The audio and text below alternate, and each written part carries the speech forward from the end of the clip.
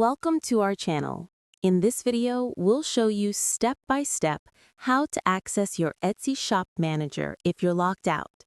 Following these steps will help you regain control of your shop quickly and securely. Step 1.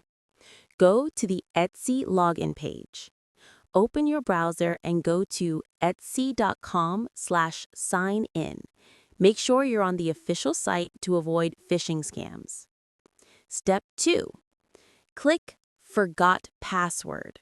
If you can't log in, click the Forgot Password link, enter the email address associated with your Etsy account, and follow the instructions sent to your inbox. Step 3. Check your email. Open the email from Etsy and click the Reset Password link. Make sure to check your spam or promotions folder if you don't see it in your inbox. Step 4. Reset your password. Create a new, strong password and confirm it.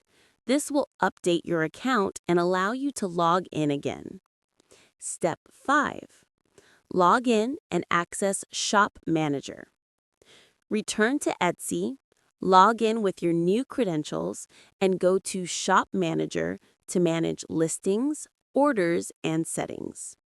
For more quick and helpful Etsy tutorials, don't forget to like this video and subscribe to our channel.